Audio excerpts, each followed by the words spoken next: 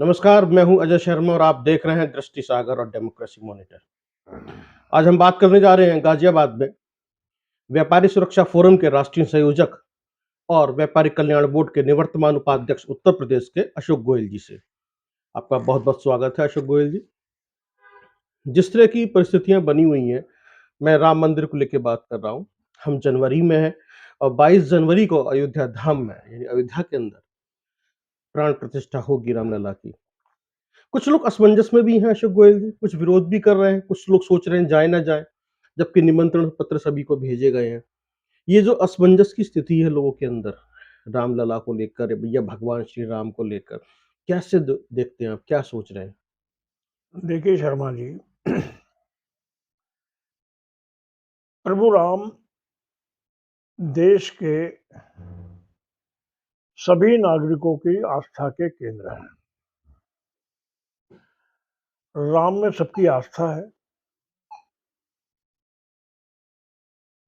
500 वर्ष की प्रतीक्षा के बाद, जी। लंबे समय तक संघर्षों के बाद ऐसा सुअवसर हमारे जीवन में आया है जब प्रभु राम, जिन्हें मर्यादा पुरुषोत्तम श्री राम भगवान के रूप में जानते हैं, उनकी जन्मभूमि पर कानून सम्मत तरीके से भव्य मंदिर का निर्माण हुआ है। हम्म। ये मंदिर अपने आप में हजारों वर्षों तक राम के आदर्शों की लोगों में अनुभूति कराएगा। दुनिया भर के लोग, विश्व की आस्था का सबसे बड़ा केंद्र ये प्रभु राम का मंदिर बनेगा। अब अगर कुछ लोगों के दिमाग में किसी प्रकार का भी संशय है तो उसके पीछे उनकी राजनीतिक महत्वाकांक्षा है। उनके जीवन की ऐसी नीतियां हैं जिसमें उन्होंने कभी राम भक्तों का साथ नहीं दिया। हम्म। कुछ लोग ऐसे भी हैं जिन्होंने राम भक्तों पर अयोध्या में गोली चलवाई। जी। परिंदा भी पर नहीं मार सकता, ये शब्द बोले। कुछ लोग ऐसे भी हैं जिन्होंने समय समय पर भगवान राम के अस्तित्व को नकारा। राम सेतु भी कोई है उसके लिए भी नकारा। किसी भी तरीके से फैसला राम मंदिर के संबंध में उच्चतम न्यायालय में लेट हो सके उसके लिए भी कोशिश की। सब जानते हैं वो किस दल के लोग हैं। हम्म। तुष्टीकरण, किसी भी तरीके से सत्ता में आने का उनका मोह, और देश के सनातन संस्कृति को मानने वाले लोगों के प्रति उनका प्यार न होना, ये सब कारण है जो उनके कहीं ना कहीं जो है असमंजस का कारण है। मेरा ये मानना है जी। कि प्रभु राम की जो ये प्राण प्रतिष्ठा रामलला की अयोध्या में हो रही है, जी। केवल प्राण प्रतिष्ठा ही नहीं हो रही है, अयोध्या तीर्थ क्षेत्र का सर्वांगीण विकास हुआ है। आदरणीय मोदी जी के सपनों का, हम्म। आदरणीय योगी जी के सपनों का, जो ये अयोध्या तीर्थ क्षेत्र का विकास है, ये चिरस्मरणीय रहेगा। वंदनीय तो है ही। दुनिया के लोग आएंगे और वहां भगवान राम के चरणों में माथा टेक कर आशीर्वाद मांगेंगे। पर्यटन के बहुत बड़े केंद्र के रूप में ये उभर रहा है। आज मैं पढ़ रहा था कहीं अखबार में जी। कि आगंतुक तीर्थ यात्रियों में 85 गुना की वृद्धि हुई है। बिल्कुल, मुझे लगता है इससे ज्यादा भी होगी अब। 100%। देखिए, जो आज के अखबार में मैंने पढ़ा, मैं तो वो बता रहा हूँ। जी। तो कुल मिला के लगता है कि आने वाले समय में भारत के अंदर जिस तरीके से निरंतर अर्थव्यवस्था में मजबूती आ रही है, हुँ, हर हुँ। तरीके से आ रही है, ये विकास में भी सहायक सिद्ध होगा। जी। व्यापार तो वहाँ बेहिसाब बढ़ेगा ही, हुँ, हुँ। लेकिन हर तरीके से बौद्धिक विकास, युवाओं के अंदर एक जोश, हर प्रकार से ये विकास में सहायक होगा। भगवान राम मंदिर, और राम मंदिर में राम लला की मूर्ति की प्राण प्रतिष्ठा 22 जनवरी को हो रही है। ये हमारे लिए गौरव के पल है कि हम अपने जीवन में इस कार्य को होता तो देख पा रहे हैं। बिल्कुल, आपने बहुत बड़ी बात की है कि गौरव के पल हैं कि हम अपने जीवन में इस कार्य को होते हुए देख पा रहे हैं। जिन लोगों ने 1992 में या 89 के आसपास उस आंदोलन को देखा है, कवर किया है या समझा है और किस तरह रथ यात्राएँ निकला करती थी, किस तरह से कार सेवक अयोध्या जाते थे। ये इसके महत्व को वही लोग समझ सकते हैं। आप जैसे लोग समझ सकते हैं, आपने उतनी मेहनत की है, आप तो सभी से मिले होंगे उस वक़्त चाहे अशोक सिंघल हो या देखिए चंपत राय हो। देखिए मैं शुरू से अपने बाल्यकाल से संघ से जुड़ा रहा। मेरे अंदर सदैव राष्ट्र के प्रति समर्पण का भाव रहा, और इस राम मंदिर जन्मभूमि की मुक्ति के लिए आंदोलन हुआ था, उसमें भी जब एक आंदोलन चला तो मैं भी पिलखुआ से एक वहाँ पहुँचे आप। जत्थे के रूप में जेल गया। अच्छा। शामली जेल में हमको रखा गया था, जी। और उसके बाद भी और उससे पहले भी जो दो कोठारी बंधु बिल्कुल, आपने बहुत अच्छा ज़िक्र किया राम इनका। जी। मंदिर के लिए ऊपर जो चढ़ गए थे तथाकथित ढांचे पर, उन्होंने सबसे पहले ध्वज फहराया था। जी। उनको अयोध्या के बाजार में किस तरीके से सरेआम खींचकर गोली मारी गई, हुँ। उस दृश्य की, हालांकि हमने तो नहीं देखा, लेकिन उस दृश्य की सुनकर जो है रोंगटे खड़े होते हैं। मैं चूंकि व्यापार के सिलसिले में कलकत्ता जाता रहा हूं, तो मुझे यह अवसर मिला कि राम मंदिर के उन नायकों की मां से मिलने का। उनके परिवार में 3 या 4 बार मैं गया हूं। उनकी जो बहन है उनकी बहन जी, पूर्णिमा कोठारी, जी। आपकी बातचीत होती रहती है? आज भी सवेरे मेरी उससे बात हुई है। जी। गाजियाबाद में उनको किसी कार्यक्रम में बुलाने के लिए हमारे यहाँ के लोगों का मत था। पूर्णिमा कोठारी उनकी अकेली बहन, परिवार में और कोई नहीं बचा, अब तो माँ भी चली गई है। जी। और पूर्णिमा की बेटी, अब ये लोग जीवन यापन अपना कर रहे हैं, भगवान राम के प्रति समर्पित हैं।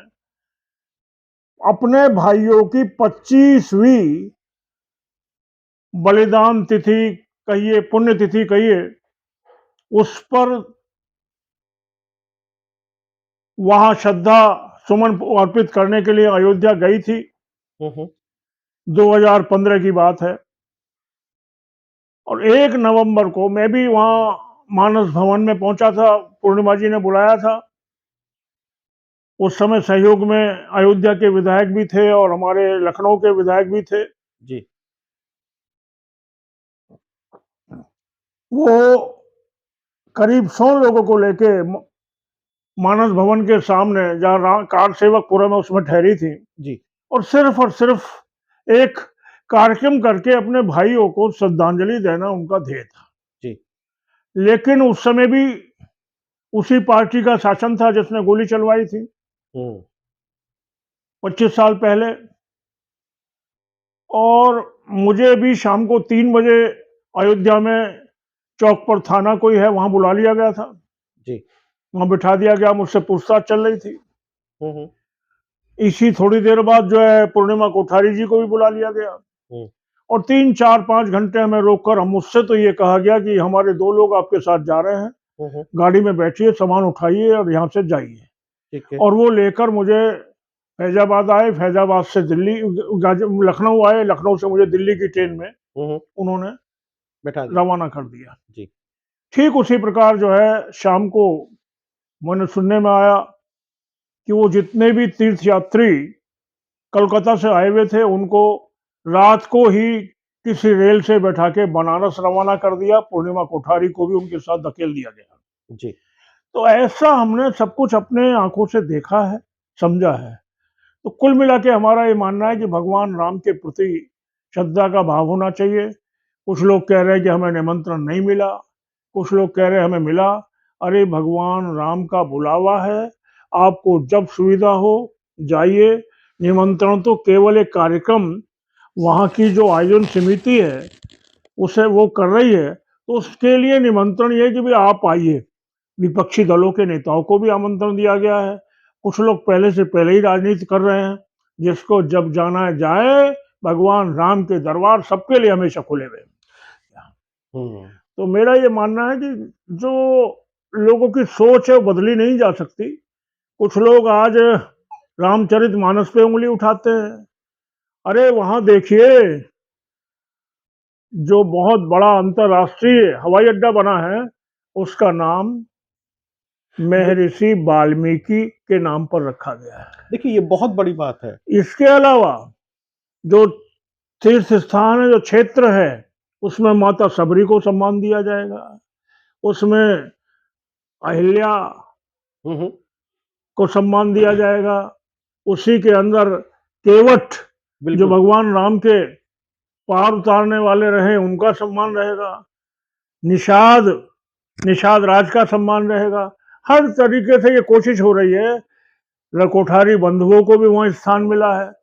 हर तरीके से ये कोशिश हो रही है कि सर्वधर्म संभाव के आधार पर हम हर तरीके से इस जो पुण्य काम को किया गया है उसमें सबकी मान्यताओं को सम्मान और आदर मिल सके। बिल्कुल, जो एक परिकल्पना होती है राम राज्य की, यानी राम राज्य मतलब भगवान श्री राम का लोकतंत्र, जैसे अभी नाम गिनाए अशोक गोयल जी ने अभी हमें, ये भगवान श्री राम की लोकतंत्र की बात कर रहे थे कि सभी को सम्मान है, सभी को अधिकार है। ऐसा नहीं है कोई छोटा है या कोई बड़ा है, सभी को सम्मान है। यही भगवान श्री राम का लोकतंत्र था। इसी को भारतीय जनता पार्टी या चरितार्थ करती हुई दिखाई देती है। हम मुझे कहने में संकोच नहीं हो रहा है, ऐसा है। चाहे वो शिलान्यास के वक्त हो या फिर प्राण प्रतिष्ठा के दौरान हो या फिर एयरपोर्ट का नाम हो। ये आप जब इस इतिहास को पढ़ेंगे, आप समझेंगे इस कार सेवा को या फिर इस राम मंदिर की यात्रा को, तो आपको दिखाई देगा कि लोकतंत्र हमेशा शर्मा जिंदा जी, रहा मैं है। एक बात और कहना चाहता हूँ।